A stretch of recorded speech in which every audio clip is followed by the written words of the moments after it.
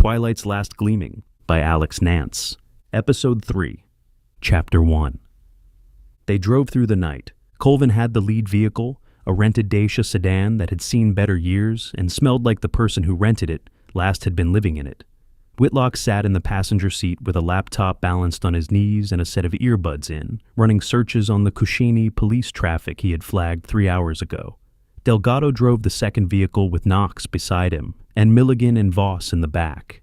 The two-car convoy held a steady pace down a two-lane highway that cut through farmland so flat and dark it felt like driving into nothing. Colvin hadn't said much since they pulled out. He had given orders, assigned vehicles, confirmed the route, and then gone quiet in the way he went quiet when his mind was working on something he wasn't ready to share. Whitlock had learned to read that silence over the past months. It wasn't the calm of a man at rest. It was the stillness of a man holding two things in each hand and deciding which one to carry. Whitlock pulled one of the earbuds out. "I've been running the Kushini traffic through every filter I've got," Whitlock said. "The police response started around 2 a.m, local time. 2 units initially, then 4 more within the hour. After that, the chatter drops off completely." "Drops off how?" Colvin asked. "Like somebody told them to stop talking about it. The last transmission I can find references a directive from the regional prefect's office to hand the scene over to an outside authority. After that, it's clean." "Not a word," Whitlock said. Colvin processed that for a moment, his eyes steady on the road ahead. "What kind of outside authority shuts down local police in the middle of the night in rural Moldova?" Colvin asked. "Either state security, which would mean the Moldovans know more about what's going on in their backyard than we assumed, or someone with enough money and enough connections to make a phone call and have it stick," Whitlock said. "Money and connections," Colvin said. He said it the way he said most things, flat and measured, but Whitlock caught the edge beneath it. "You think this is about Frank?" Whitlock said. "I know it's about Frank," Colvin said. "How?" Colvin was quiet for a beat longer than the question warranted. "Because Kushini is a waypoint on a route he's used for 20 years. The road south from there crosses into Transnistria, and Transnistria is where Frank keeps the kind of friends who don't show up in anybody's database. If he was moving through the area, he would have passed through that town, and if somebody wanted to grab him, that's where they'd do it," Colvin said. Whitlock looked at him. "When you say grab him, you mean a snatch operation?" Whitlock asked. "Frank doesn't get lost. He doesn't go dark without a reason, and he wouldn't have gone dark on me," Colvin said. The certainty in his voice was absolute, not the certainty of someone guessing, the certainty of someone who knew the man well enough to know what was and wasn't possible. Whitlock let it settle without pushing further. He turned back to the laptop and went back to work. They reached Kushini just after 4 a.m. The town was small and still, the kind of place where the streets emptied at sundown and didn't wake up again until the first delivery trucks arrived. Colvin pulled off the main road a quarter-mile from the center and parked behind a shuttered agricultural supply building. Delgado pulled in alongside.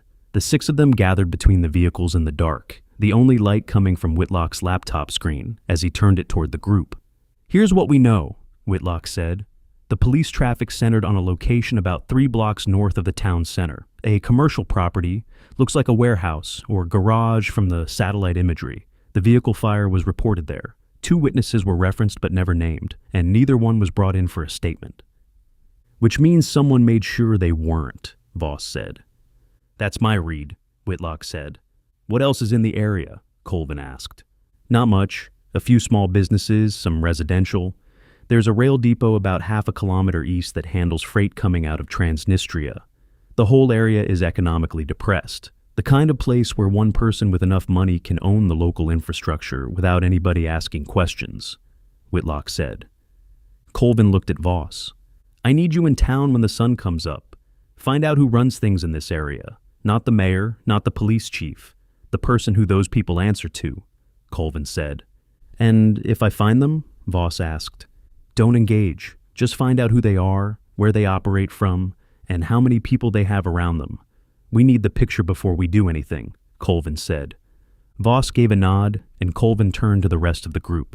"Knox, find high ground overlooking that warehouse. I want eyes on it by dawn. Delgado, you and Milligan set up here. Keep the vehicles ready and monitor the police scanner," Colvin said.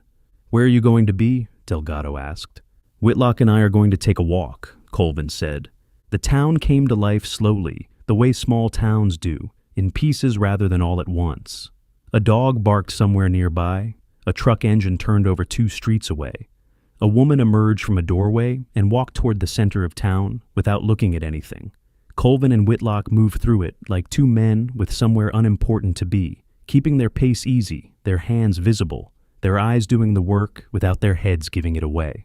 The warehouse was on the north end of a commercial street that had been declining for a decade. Half the storefronts were boarded over, their windows either shattered and patched with plywood or still intact behind gates that hadn't been unlocked in years. The ones that were still open had the look of places that survived on habit rather than commerce. Their signage faded and their displays unchanged since whatever season they stopped bothering. A stray cat watched them from a windowsill and did not move. The warehouse itself sat at the end of the street, a concrete block building with a corrugated metal roof and a fenced yard that ran along the side. A burnt skeleton of a vehicle sat in the yard, the frame blackened and warped, the tires melted down to the rims. Even from across the street, the smell of it carried, the chemical residue of an accelerant fire that had been meant to destroy something thoroughly. Police tape hung from the fence in 2 places, limp and already weathered, put up by people who had been told to put it up and then told not to come back. Whitlock and Colvin walked past it on the opposite side of the street without slowing down. Whitlock's eyes moved across the building, the yard, the surrounding structures. 2 cameras on the south face, Whitlock said. One above the main door, one covering the yard. "I see them," Colvin said. "They're new. The mounts are cleaner than the wall they're bolted to," Whitlock said. Colvin didn't respond, but Whitlock saw his jaw set, the muscles working beneath the skin in the particular way they did when a piece of the picture slid into place and he didn't like where it fit. They completed a full circuit of the area, walking the surrounding blocks, cataloging sight lines and entry points without stopping or standing still for more than a few seconds.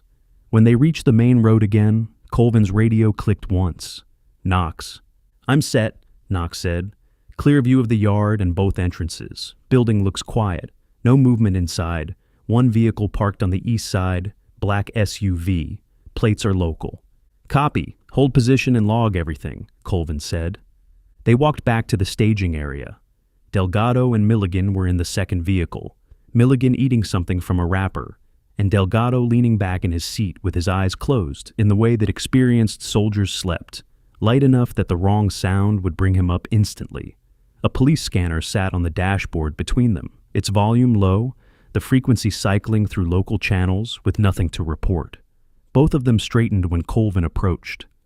"Anything on the scanner?" Colvin asked. "Dead quiet," Delgado said. "Not even traffic stops. In 2 hours I've heard one transmission. And it was a dispatcher confirming a shift change. For a town with an active police force, that's unusual." "They're being told to keep their heads down," Colvin said. "Someone doesn't want attention on this area right now." "Which tells us that whoever grabbed Frank isn't just some opportunist. They have enough pull to put a lid on the local cops," Delgado said. Colvin nodded. He didn't need to say out loud that the same thought had already taken root.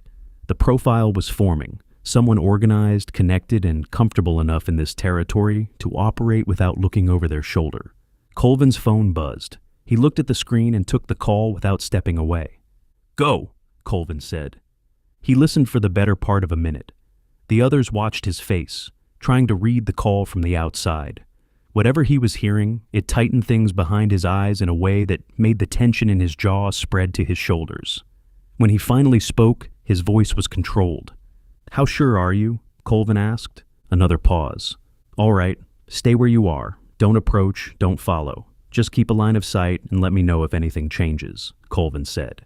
He ended the call and stood still for a moment, looking at nothing, processing. Then he turned to face the group. "That was Voss. He's been working the town since sunrise. Found a cafe owner who likes to talk and doesn't like the people who run the warehouse district," Colvin said.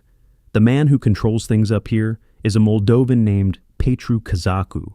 Former military, went into private security after the Soviet collapse and has been running a smuggling operation through Transnistria for the last 15 years. Weapons, contraband, people, if the money is right." "What does he have to do with Frank?" Milligan asked. According to what Voss heard, Kazaku's people grabbed a man 2 nights ago, a foreigner. The cafe owner heard the commotion, saw a vehicle burning, and then watched 4 men force someone into a truck and drive north toward Kazaku's compound, Colvin said. That's Frank, Delgado said. I believe so, Colvin said.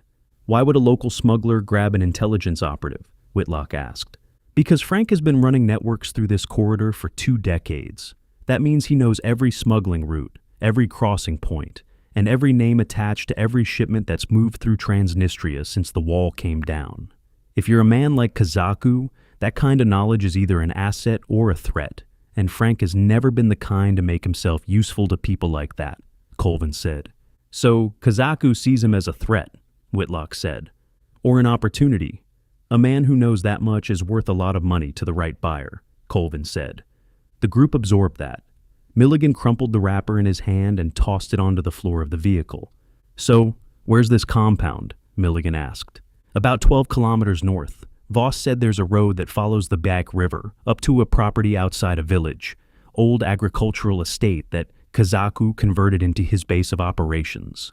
Walled, gated, private, Colvin said.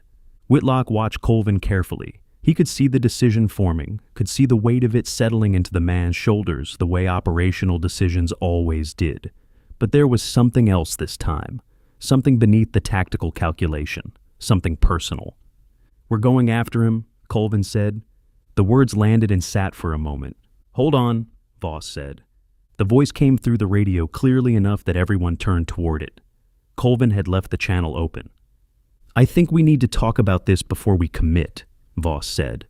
Colvin pulled the radio from his belt. Say your piece, Colvin said.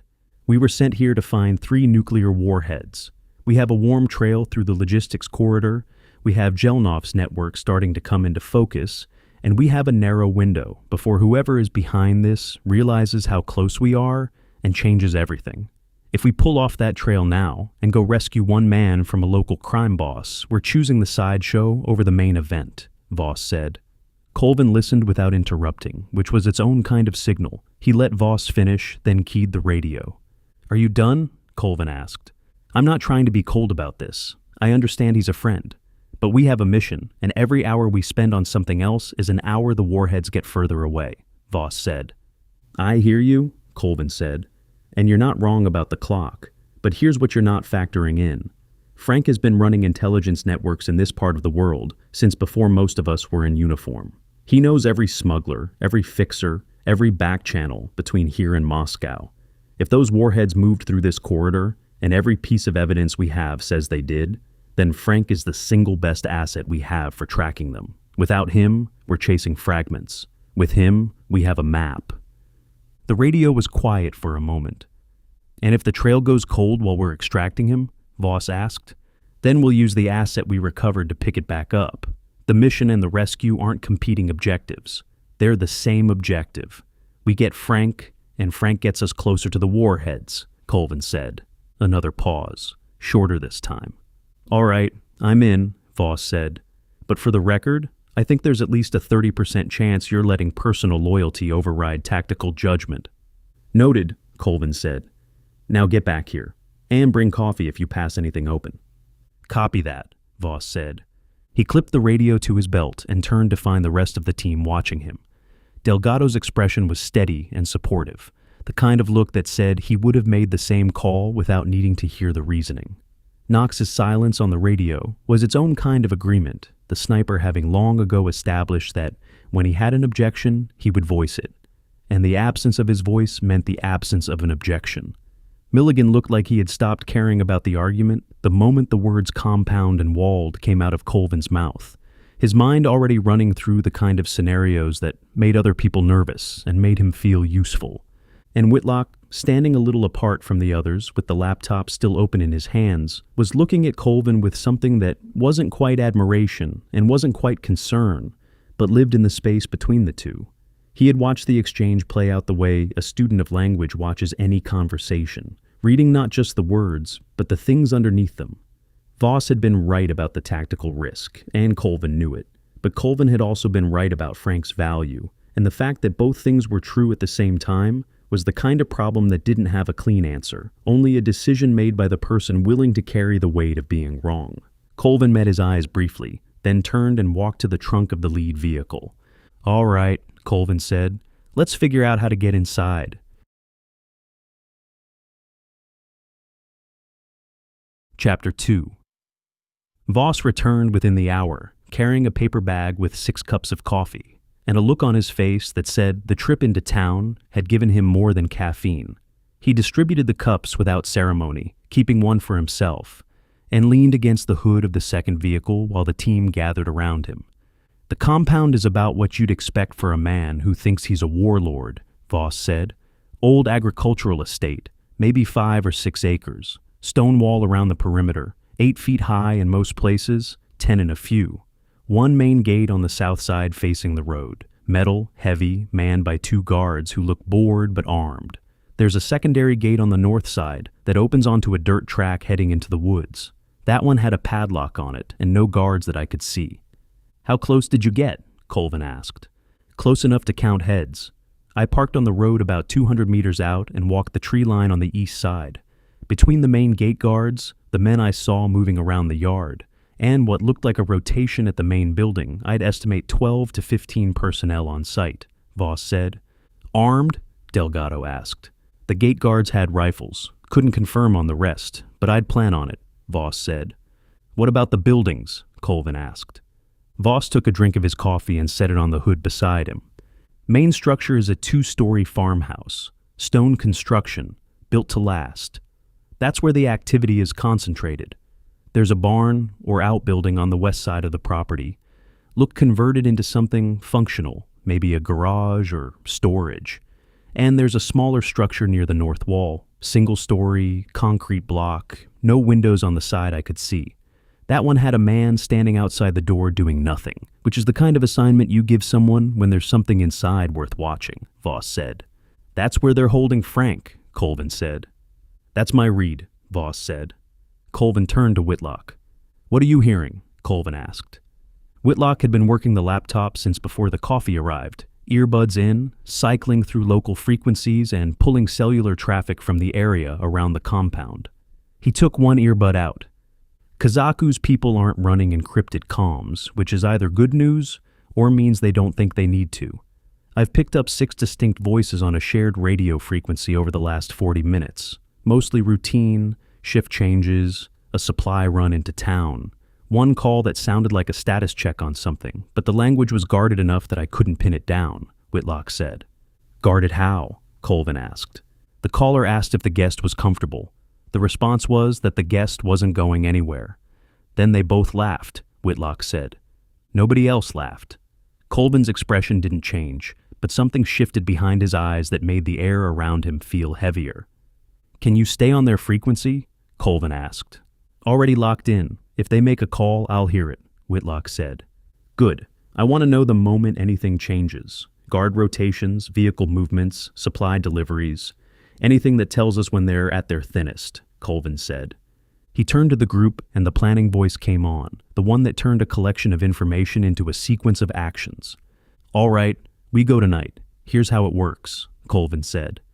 He crouched and cleared a patch of dirt beside the vehicle, pulling a stick from the ground and scratching a rough rectangle into the earth. He marked the main gate on the south side, the secondary gate on the north, the main building in the center, the outbuilding to the west, and the small structure near the north wall. The team leaned in around him, their shadows falling across the crude map. "Knox, I need you on the high ground east of the compound. Voss said the tree line runs along a ridge on that side. Find a position with clear sight lines into the yard and the main building," Colvin said. "How far out?" Knox asked. "Far enough that they won't hear you set up, close enough that you can put rounds where they matter. Use your judgment," Colvin said. Knox gave a single nod. "Voss, you're going in through the front gate," Colvin said. Voss raised an eyebrow but didn't look surprised. "The guards?" Voss asked. "Handle them however you need to. You have a gift for getting people to let you into places they shouldn't, and I need that gate open for the exit. Once it's clear, hold the gate and keep it open," Colvin said. "What's my cover?" Voss asked. "You'll figure something out between now and tonight. You always do," Colvin said. The corner of Voss's mouth turned up. the closest thing to a compliment Colvin was likely to offer, and both of them knew it. "Delgado, Milligan, you're the breach team. Once Voss has the gate open, you come through and go straight for the main building. Your job is noise and attention. I want every man in that compound looking at you and not at anything else," Colvin said. Milligan's expression shifted into something that was trying very hard to look professional, but couldn't quite hide the enthusiasm underneath. "You want us loud?" Milligan asked. "I want you deafening," Colvin said. "Draw every armed man on that property toward the main house. Don't get pinned down, don't overextend, but make them believe the attack is coming from the south. Knox covers you from the ridge. And while they're busy with us, you go for Frank," Delgado said. "Whitlock and I go in through the north gate while the compound is looking the other direction. We get to the holding building, we get Frank out, and we exit north into the woods. Knox calls it when the path is clear, and then everybody pulls back to the vehicles," Colvin said. "Where do we stage the vehicles?" Delgado asked. "I want one at the main road near the south gate for you, Milligan and Voss. The second vehicle stages on the dirt track north of the compound for me and Whitlock. Knox, you exfil on foot to whatever vehicle is closer once everyone is clear," Colvin said. Knox nodded again. "Timing?" Voss asked. "Midnight. Whitlock monitors their frequency between now and then and builds us a picture of their overnight routine. If they thin out at a certain hour, we adjust. If they don't, we go at midnight regardless," Colvin said. He stood up from the dirt map and looked at each of them in turn, holding long enough on each face to make the weight of the thing land.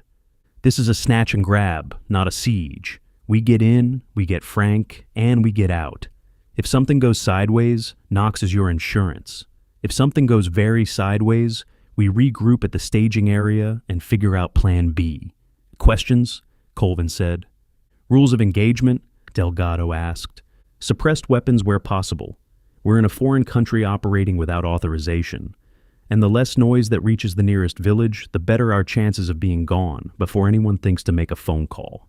That said, if you're in danger, you do what you have to do," Colvin said. Delgado gave a nod. "What if Frank isn't there?" Voss asked.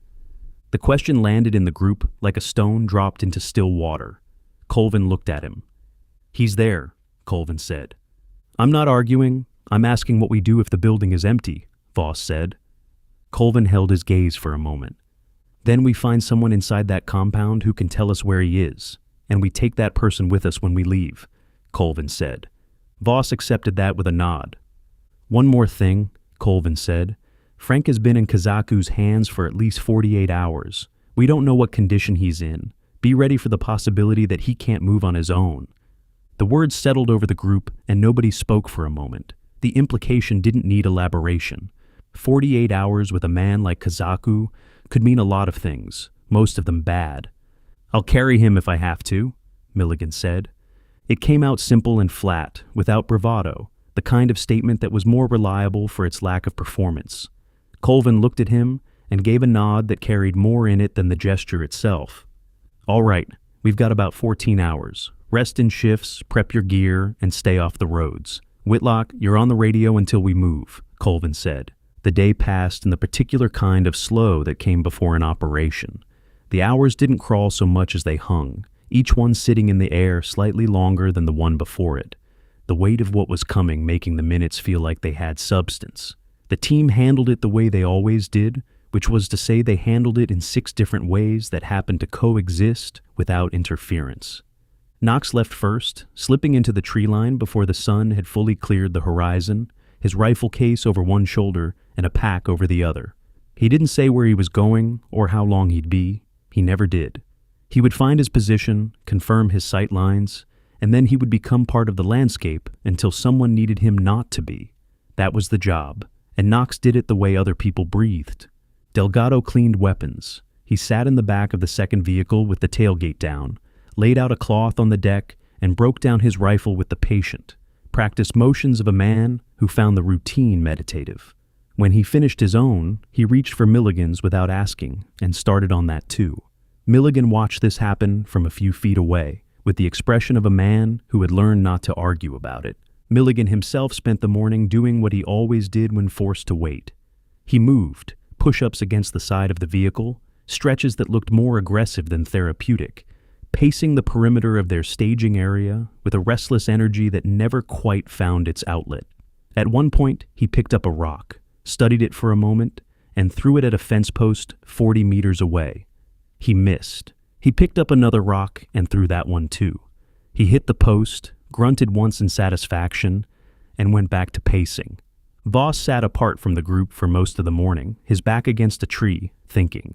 The front gate approach required a cover story that would hold long enough to get him within arm's reach of two armed men in the middle of the night, and whatever he was building in his head, he was building it in silence.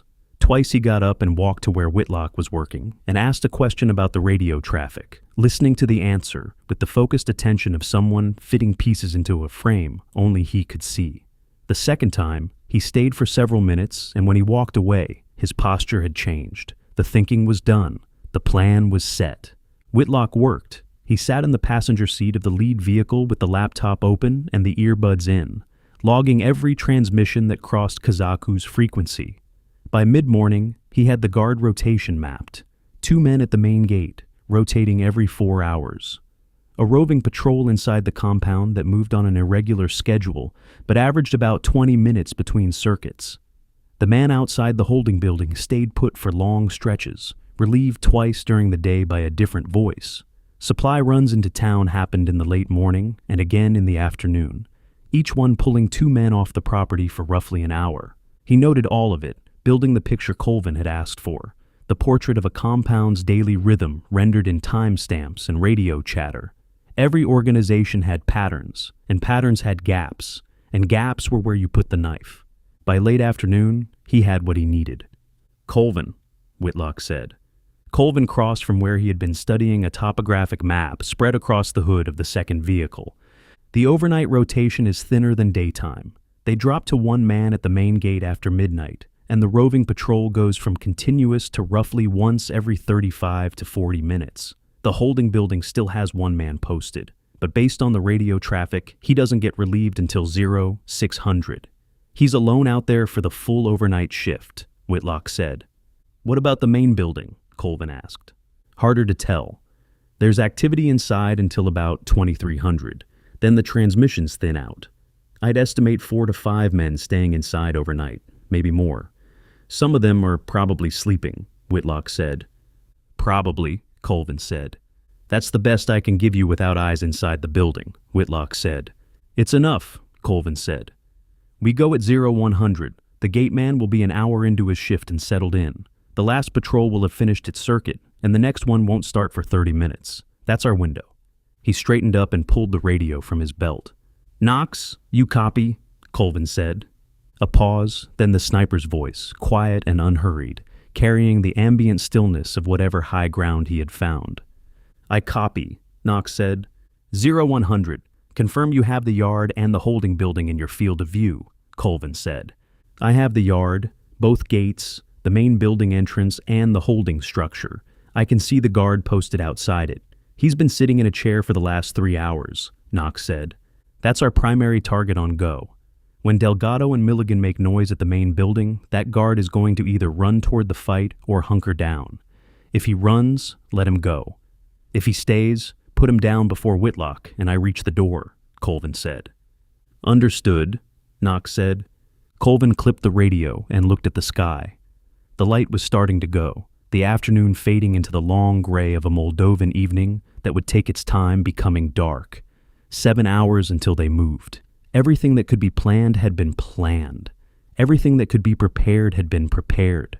What was left was the waiting, and the waiting was always the hardest part, because it was the part where you sat with what you were about to do and made peace with the fact that no plan survived first contact without bleeding somewhere. He walked to the trunk of the lead vehicle, pulled out his kit bag, and began his own preparations.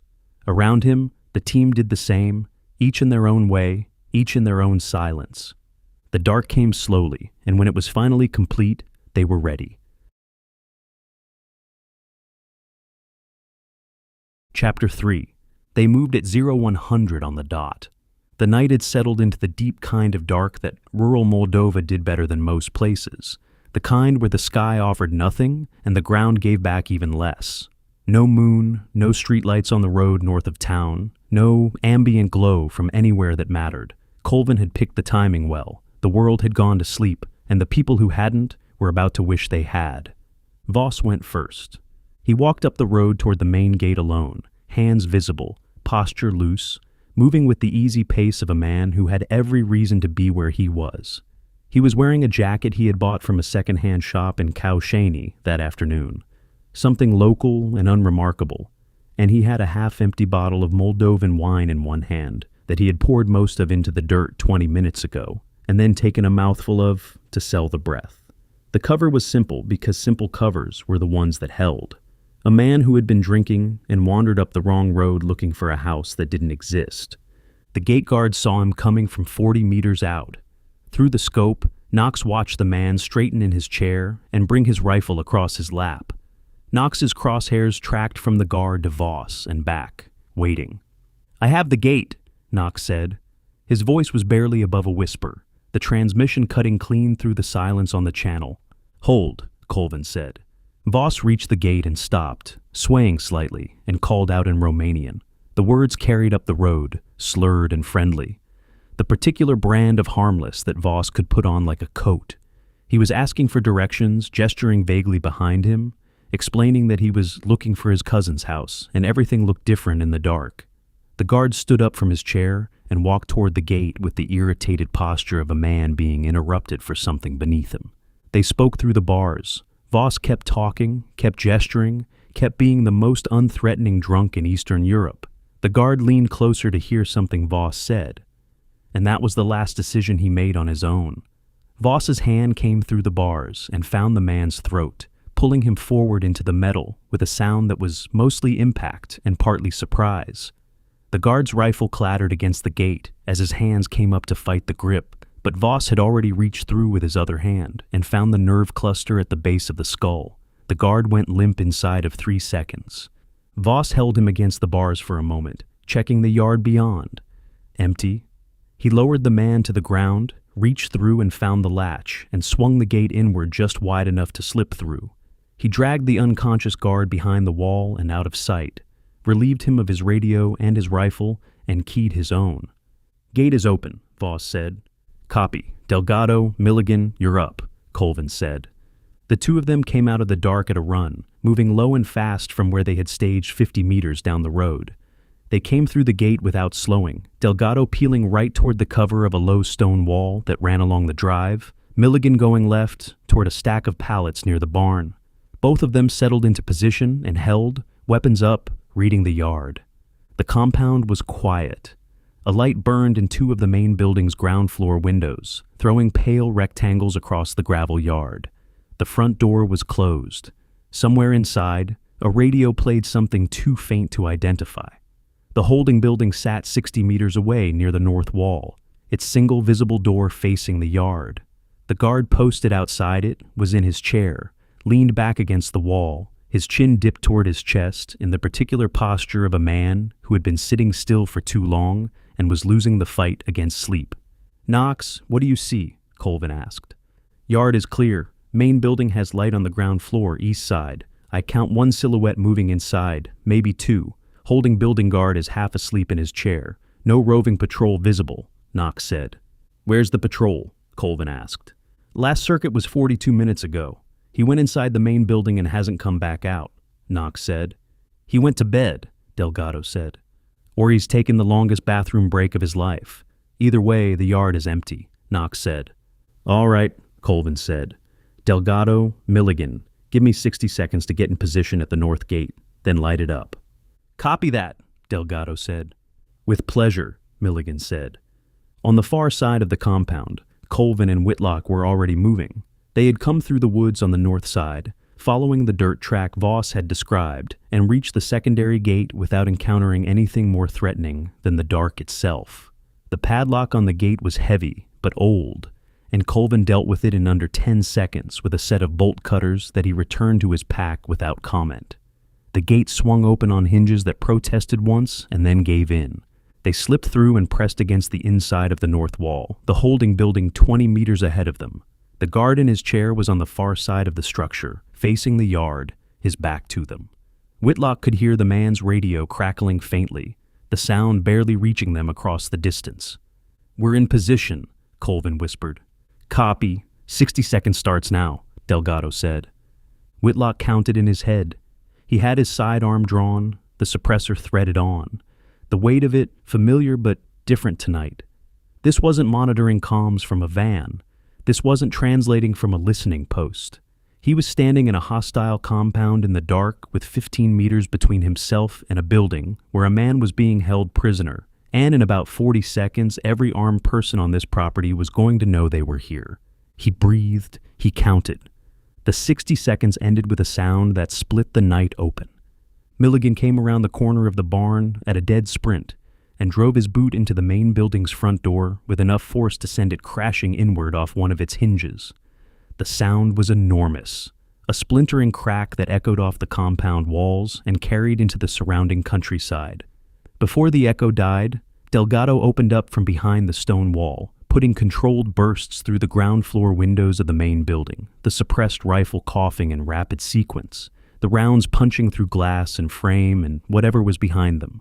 The response from inside was immediate and disorganized. Shouting first, then the crash of furniture being knocked over, then the first unsuppressed gunshot that announced to everyone within a mile that something was happening at the Kazaku estate. Milligan was already through the door and into the ground floor, his weapon up, moving through the entry hall with the controlled violence that was his particular specialty. A man came around a corner in his underwear, holding a pistol, and Milligan put him on the floor before the man's eyes had adjusted to what was happening. A second man appeared at the top of the stairs and fired 2 wild shots that hit the ceiling. Milligan returned fire, and the man fell backward out of sight. Outside, the compound erupted. Men came out of the barn, pulling on boots and grabbing weapons, orienting toward the sound of gunfire at the main building. Delgado shifted his fire to cover Milligan's flank, dropping a man who had come around the east side of the building at a run. "Knox, I've got 2 coming from the barn. Can you see them?" Delgado said. The answer came in the form of 2 shots from the ridge, spaced a half-second apart, both of them finding their marks. The 2 men from the barn went down in the middle of the yard and didn't move. "I see them," Knox said. On the far side of the compound, the guard at the holding building was on his feet. He stood in front of his chair with his rifle raised, his head turning between the chaos at the main building and the dark behind him, the sound pulling him in one direction while something else, some instinct or training or simple uncertainty, kept his feet planted. He took a step toward the fight, then he stopped. Then he took another step. "Knox, holding building guard," Colvin said. "I have him. He's undecided," Knox said. "Make the decision for him," Colvin said. The shot came from the ridge and the guard dropped straight down, folding at the knees and hitting the ground beside his chair. The rifle clattered against the concrete wall of the building and came to rest in the dirt. Colvin moved immediately, crossing the 20 meters to the holding building at a fast walk, weapon up, Whitlock right behind him. They reached the door and Colvin tried the handle. Locked. He stepped back, aimed his suppressed pistol at the lock, and fired twice. The mechanism gave and the door swung inward into darkness. Colvin went in first, sweeping right. Whitlock followed, sweeping left. The room was small, maybe 10 by 12, bare concrete floor and walls, a single overhead bulb that was off. The only light came from the open door behind them, throwing a wedge of gray across the floor. A man sat in the middle of the room, tied to a metal chair. He was lean and hard-looking, somewhere in his mid-50s, with a face that had seen a great deal of the world's less hospitable corners and developed the particular set of lines that came from years of not being surprised by any of it. His hair was gray and cropped short. His left eye was swollen shut and the color of a ripe plum. A cut on his forehead had bled down the side of his face and dried there, nobody having bothered to clean it. His shirt was torn at the collar, and dark stains marked the front of it in patterns that could have been blood or water or both. He looked up at them through his one working eye, took in the weapons, the gear, the tactical posture, and his expression shifted from assessment to recognition to something that landed squarely in the territory of annoyance. "Took you long enough," Frank said. Colvin was already behind the chair, cutting the zip ties with his knife. "You're welcome," Colvin said. "I had this under control," Frank said. "You were tied to a chair with one eye," Colvin said. I was gathering intelligence, Frank said. You were gathering bruises, Colvin said. Frank's hands came free and he brought them around to his lap, flexing his fingers and wincing at the circulation returning. Colvin cut the ties at his ankles and Frank stood, unsteady for a moment, then found his balance. He looked at Whitlock for the first time, studying him the way you study something you haven't seen before and aren't sure about yet. Who's the kid? Frank asked. Whitlock. He's on my team, Colvin said. Since when do you bring newbies on extractions? Frank asked. Since the newbie figured out where you were, Colvin said. Frank looked at Whitlock again, reassessing. The swollen eye made the scrutiny lopsided, but no less thorough. After a moment, he gave a nod so small it could have been a twitch. Fair enough, Frank said. The gunfire at the main building intensified briefly. A concentrated burst, followed by 3 distinct shots, and then a drop back to sporadic exchanges. Colvin keyed his radio. Delgado, status, Colvin said. We've got the main building locked down. Milligan's clearing the second floor. I count 6 down in the yard, and at least 3 inside. There might be more in the barn, but nobody's come out in the last minute, Delgado said. We have Frank. We're moving to the north gate now. Start your pullback in 90 seconds, Colvin said. Copy, 90 seconds, Delgado said. Colvin looked at Frank. Can you run? Colvin asked. Frank rolled his shoulders, tested his legs, and winced at something in his ribs that made his jaw tighten. Define run, Frank said. Faster than a walk, in the dark, through a gate and into the woods, with people potentially shooting at us, Colvin said. That I can do. I've been doing it longer than you have, Frank said. Colvin gave him the look of a man who did not have time to argue with that particular claim right now, and gestured toward the door. The 3 of them moved out of the holding building and into the yard, Colvin on point, Whitlock covering the rear, Frank between them moving with a hitch in his stride that he was working very hard to disguise. They crossed the open ground between the holding building and the north wall fast, the sounds of the firefight at the main building covering whatever noise their footsteps made. A shout went up from somewhere near the barn, and Whitlock turned toward it, raising his weapon, but the shout was answered by a shot from the ridge, and then silence. Knox, we're moving through the north gate. Cover our exit, Colvin said. You're clear. Go, Knox said. They hit the gate and went through it, out into the dirt track that led into the woods. The tree line swallowed them within seconds, the dark closing around them like something physical. Colvin didn't slow down. He knew the route, had walked it in his head a dozen times since Voss described the terrain that morning, and he moved through it now with the confidence of a man following a map only he could see. Whitlock stayed close, one hand on Frank's arm to keep the older man upright on the uneven ground, the other still holding his weapon. Behind them, the sounds of the compound faded. The gunfire stopped. Then Delgado's voice came through the radio, steady and controlled. We're out, heading to the south vehicle now, Delgado said. Any casualties? Colvin asked. Milligan caught a graze on his forearm. He's calling it a scratch, and I'm not going to argue with him about it right now, Delgado said. That's because it is a scratch, Milligan said, his voice cutting in on the channel. Copy, Knox, Colvin said. Moving to your vehicle, I'll be there in 4 minutes, Knox said. Colvin allowed himself a breath. He looked over at Frank, who was leaning against a tree with his hands on his knees, breathing hard, the exertion and the days of captivity catching up to him at once. But he was upright. He was moving. He was alive and free, and as irritated about the whole thing as a man like Frank could reasonably be expected to be. We have a vehicle about 300 meters up this track, Colvin said. Frank straightened up, winced, and started walking. Then stop talking and start moving, Frank said. Colvin watched him go and shook his head. Some things never change, Colvin said. The 3 of them moved up the track through the dark, the compound behind them going quiet, the night settling back into its natural state of indifference. By the time they reached the vehicle, Knox was already there, leaned against the driver's side door with his rifle case at his feet, looking like a man who had been waiting for a bus. How'd you beat us here? Whitlock asked. Knox looked at him. I walked faster, Knox said. Whitlock opened his mouth and then closed it, deciding that was probably the most Knox had said in the last 8 hours, and pressing for elaboration would be a waste of everyone's time. They loaded Frank into the back seat. Colvin got behind the wheel. Whitlock took the passenger side, and Knox climbed in next to Frank, who had already leaned his head against the window and closed his one good eye. Colvin started the engine, pulled the vehicle onto the track, and pointed it away from the compound toward the main road. The radio crackled one last time. "South team is mobile, heading to the rally point," Delgado said. "Copy, see you there," Colvin said. He drove. The headlights cut through the dark as the trees slid past on either side. The vehicle bounced over ruts in the track until the dirt gave way to pavement and the road opened up before them, empty and black and heading south.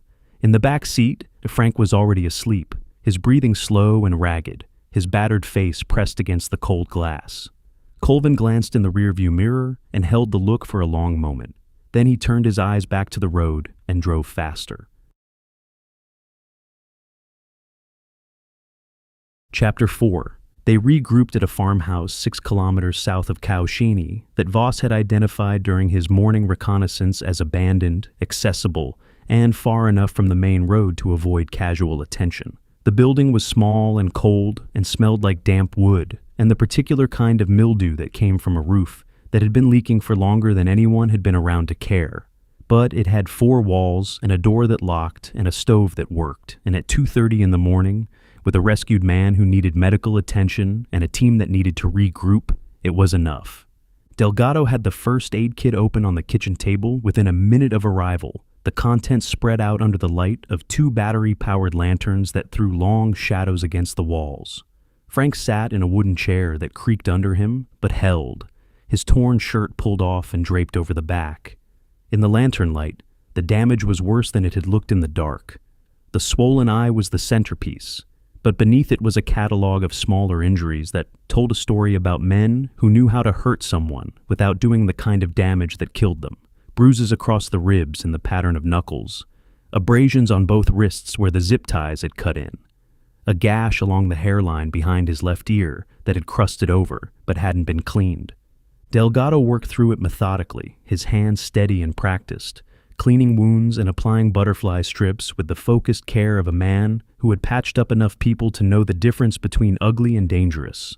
Frank endured it without complaint, which was itself a kind of statement. The man's threshold for discomfort was somewhere north of where most people kept theirs. "Ribs?" Delgado asked. "Bruised, not broken," Frank said. "How do you know?" Delgado asked. "Because I've had broken ribs, and this doesn't feel like that," Frank said. Delgado pressed 2 fingers gently against the left side of Frank's rib cage. Frank's jaw tightened, but he didn't flinch. "I'd say bruised," Delgado said. "But I'm not a doctor, and if we can get you to one, we should." "Noted," Frank said, in a tone that suggested it would not be acted upon. Colvin stood by the window with his arms crossed, watching the road outside for movement that never came. The compound raid had been clean enough that pursuit seemed unlikely. But Colvin hadn't survived this long by assuming things that felt true were true. He waited until Delgado finished the worst of the work before he turned and pulled a chair across from Frank, sitting down with the ease of a man settling into a conversation he had been waiting to have. "So," Colvin said. "So?" Frank said. "How long has it been?" Colvin asked. "Since Mogadishu? 2 years, give or take," Frank said. "I meant since you got yourself kidnapped, but sure, let's do this first," Colvin said. Frank's good eye crinkled at the corner, the closest thing to a smile the swelling would allow. "For the record, I wasn't kidnapped. I was ambushed by 12 armed men in the middle of the night while I was alone and unarmed." "There's a difference," Frank said. "The difference being?"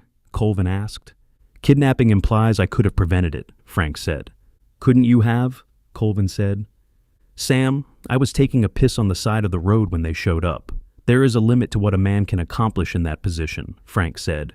The laugh that came out of Delgado was sudden and full, the kind that escaped before the person making it could decide whether the moment called for it.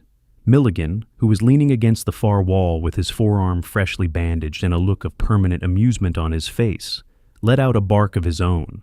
Even Knox, sitting on the floor near the door, with his rifle across his knees, allowed something to shift at the corner of his mouth that could generously be called a reaction. Colvin shook his head. "You haven't changed," Colvin said. "Why would I? I was perfect to begin with," Frank said. "You still owe me from Mogadishu," Colvin said. "I owe you? You would have died in that market if I hadn't pulled you behind the stall," Frank said. You pulled me behind a fruit cart. It stopped nothing, Colvin said. It stopped you from running into the open like an idiot, which is effectively the same as saving your life, Frank said. And then I carried you 6 blocks with a bullet in your leg, Colvin said. A graze that went slightly deeper than expected, Frank said. Colvin looked at him for a long moment. The two of them locked into something that was half argument and half ritual, the kind of exchange that only existed between people who had been through the specific kind of experience that bonded you in ways that peacetime friendships never quite reached. The room watched it happen and understood they were seeing something old and well-worn, a groove cut by years of doing exactly this. I'm glad you're alive, Frank, Colvin said. The banter dropped away, and what was underneath it surfaced briefly, visible in the way Colvin's voice settled and in the way Frank's good eye held steady without deflecting. Likewise, Sam, Frank said. The moment held for exactly as long as it needed to, and then Colvin leaned back in his chair and brought the room back to business. You need to meet the team, Colvin said. I've already met your medic, Frank said, nodding toward Delgado. Gentle hands for a man that size. Delgado grinned. I'm also the guy who carries the big gun, so don't let the bedside manner fool you, Delgado said. Noted, Frank said, and this time the word carried something closer to respect. Colvin pointed to the far wall. Milligan, the one with the bandage he won't stop showing off, Colvin said. It's barely a scratch, Milligan said. He's our close-quarters specialist. If there's a door that needs opening, he opens it, usually with his foot, Colvin said. Milligan gave Frank a nod. Frank looked at him for a moment, reading the build, the posture, the eyes, the way a man who had been around operators his whole life read new ones. You're the one who kicked in Kazaku's front door, Frank said. You heard that? Milligan asked. I heard it from inside a concrete building on the other side of the compound. I thought a car had hit the house, Frank said. Milligan looked enormously pleased with himself. Colvin turned toward the door. Knox, sniper. The reason the guard outside your building isn't a problem anymore, Colvin said. Knox looked up from his position on the floor and gave Frank a single nod. Frank returned it with the same economy, the two of them communicating something in the exchange that didn't require language. Frank had spent decades around quiet professionals and knew the breed. Knox had just spent the night proving why the silence was more than affectation. Neither of them needed to elaborate on that. And somewhere outside, pretending he doesn't care about introductions, is Voss. He's the one who got through your friend Kazaku's front gate by pretending to be drunk, Colvin said. Voss's voice came through the radio before Colvin could say more. I wasn't pretending. I had a mouthful of that wine and I can still taste it. I'm not sure it was actually wine, Voss said. Frank's good eye tracked toward the radio on Colvin's belt. Your infiltrator? Frank asked. Our infiltrator, Colvin said. He's good. The gate approach was clean. Kazaku's people had been running that checkpoint the same way for 2 years, and nobody has ever gotten through it without a vehicle and a phone call, Frank said. I'll pass along the compliment, Colvin said. Don't. It'll go to his head, Frank said. Too late, Voss said through the radio. Frank almost smiled again, the swelling pulling against the expression and winning. Then his eye moved to Whitlock, who was sitting at the far end of the table with his laptop open, earbuds around his neck, watching the reunion play out with the quiet attention of someone cataloging everything he saw. Frank had looked at him twice now, each time with a slightly different quality. The first had been dismissal. The second, in the holding building, had been reassessment. This third look was something else. Curiosity. And the newbie, Frank said. Whitlock, Signals Intelligence and Communications. He's the one who found the police traffic that led us to Kaohsiung, and he mapped Kazaku's radio frequency to give us the overnight pattern we use tonight, Colvin said. Frank studied Whitlock for a long moment. Then he spoke, and what came out of his mouth wasn't English. It was Russian, delivered in a rapid conversational cadence with the particular accent and phrasing of someone who had learned the language in the field rather than a classroom. He was asking Whitlock where he had learned to speak Russian, but the way he asked it, the dialect, the slang, the dropped consonants, was itself a test. Whitlock answered without hesitation, and the Russian that came back was clean. Not textbook clean, but the kind of clean that came from someone who had studied the language at a level deep enough to know its architecture, and then spent enough time around native speakers to understand that architecture was only half the building. He matched Frank's register without mimicking it, answering the question directly, and then adding a sentence that referenced a specific regional idiom Frank had used, identifying it as Western Ukrainian rather than standard Russian, and asking if Frank had spent time near Lviv. Frank's eyebrow went up, the good one, since the other wasn't capable of going anywhere. "That's a hell of an ear," Frank said, switching back to English. "It's what I do," Whitlock said. "Sam tells me you speak 5, Frank said. 6, if you count the Mandarin, and you should, because I'm not going to win any awards with it, but I can get through a dinner conversation without embarrassing myself," Whitlock said. Frank looked at Colvin. "Where did you find this one?" Frank asked. "He found us. PhD in language studies, enlisted after college, got pulled into intelligence, and ended up on my team about a year ago. He's the reason we haven't walked into 3 separate situations where the words we were hearing didn't mean what we thought they meant," Colvin said. Frank turned back to Whitlock and held the look long enough for it to mean something. "A man who hears what people are actually saying is worth more in this part of the world than a man who can shoot straight. Don't let anybody tell you otherwise," Frank said. Whitlock held the look and didn't try to fill the silence with modesty or deflection. He recognized the weight of what had just been said and gave it the space it was due. After a moment, he nodded. "I appreciate that," Whitlock said. The room settled. Colvin let the introductions breathe for a moment before he leaned forward in his chair, his forearms on his knees, the posture shifting the energy in the room from reunion to work. "Frank, I need to know what you know," Colvin said. Frank's expression changed. The banter and the sizing up, and the stubborn refusal to acknowledge that he had needed rescuing, all slid away, replaced by something older and sharper, the face of a man who had spent 30 years in the intelligence world and understood that what he was about to say mattered. "I was working a thread," Frank said. "About 3 weeks ago, one of my contacts in Transnistria told me something large had moved through the corridor. Not drugs, not weapons in the conventional sense. Something that required specialized handling and a security detail that was better equipped and better trained than anything he had seen come through before. He didn't know what it was, but the profile was wrong for the usual traffic." "Did he have a direction?" Colvin asked. "East to west. It came out of Russia, crossed through Transnistria, and continued west into Moldova proper. My contacts said the people moving it were speaking Russian, but not local Russian. Military Russian, the way career officers talk when they think nobody who matters is listening," Frank said. Whitlock leaned forward. Frank caught the movement and directed the next part at him as much as at Colvin. "I started pulling the thread, worked my way along the route, talked to the people who keep their eyes on the roads even when they pretend not to. Most of them clammed up the moment I started asking about it, which told me that whoever was behind the shipment had already come through and made sure the locals knew to keep their mouths shut. But I found one man, a truck driver who works the Chisinau corridor, who gave me a name. The man coordinating the logistics on the Moldovan side, a facilitator. Goes by Jelnov," Frank said. Colvin's expression didn't change, but Whitlock saw the recognition land. Jelnov. The same name that had surfaced in the intercepted communications Whitlock had been tracking, the same thread they had been pulling from the other end. "We know that name," Colvin said. "Then you know more than most people. Jelnov is careful. He doesn't leave footprints unless he wants to, and the fact that his name came up at all tells me either someone in his network is talking, or he's been given enough rope by whoever is running this operation that he's gotten comfortable," Frank said. "What else did your truck driver give you?" Colvin asked. "A location, a warehouse outside a town called Baltsi, about 150 kilometers northwest of here.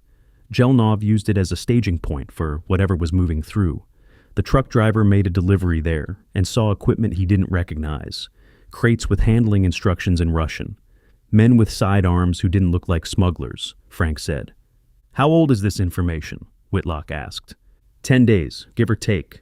I was on my way to Baltsi to have a look when Kazaku's people grabbed me. Whether it cost me the lead is something I won't know until we get there," Frank said. Colvin sat with it for a moment, turning the pieces over. Jelnov's name, confirmed by a second source. A physical location. Equipment consistent with what they were looking for. The trail wasn't just warm, it was pointing somewhere specific. "We move on Baltsi," Colvin said. "I'm coming with you," Frank said. You can barely stand, Colvin said. I can stand fine. I just prefer sitting. And this is my corridor, Sam. I know every road between here and Baldsea, every person worth talking to, and every way to get in and out without being seen. You need me, and we both know it, Frank said. Colvin looked at him for a long moment, the kind of look that was doing the work of an entire argument inside a single glance. If you slow us down, I'm leaving you on the side of the road, Colvin said. You wouldn't be the first, Frank said. Colvin stood and pushed his chair back. All right, everybody get some rest. We move at first light, Colvin said. The team began settling in, claiming corners and floor space with the automatic efficiency of people who had learned to sleep anywhere. Delgado checked Frank's bandages one more time. Milligan found a spot by the stove and was asleep in under a minute. Knox hadn't moved from his position by the door, and Whitlock suspected the sniper would stay there until morning. Whitlock was shutting down his laptop when Frank's voice reached him from across the room, low enough that only he could hear it. Whitlock, Frank said. Whitlock looked up. Frank was settled into his chair, a blanket from one of the vehicles pulled around his shoulders, his good eye fixed on Whitlock with the steady, assessing quality of a man who had spent his life deciding who to trust and how far.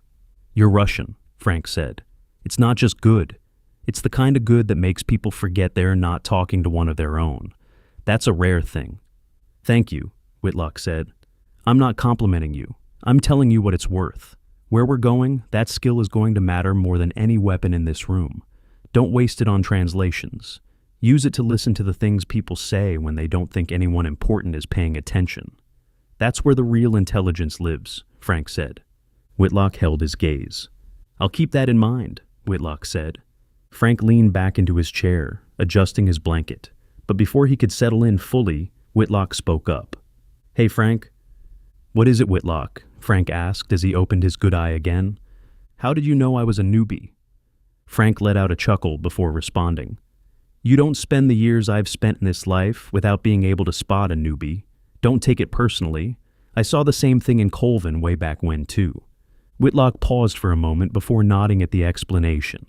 Frank gave another of his barely there nods and closed his eye. Within a minute, his breathing had slowed, and he was gone again, the exhaustion of 2 days in captivity pulling him under with the finality of a man who had decided the world could wait until morning.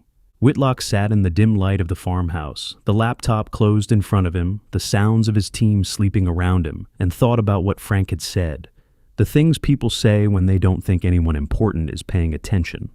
He turned the phrase over, feeling the weight of it, and filed it away in the place where he kept the things that mattered. Outside, the first gray suggestion of dawn touched the eastern horizon, and the farmhouse sat quiet against the Moldovan countryside, holding its occupants the way any shelter holds the people who need it, imperfectly, but enough.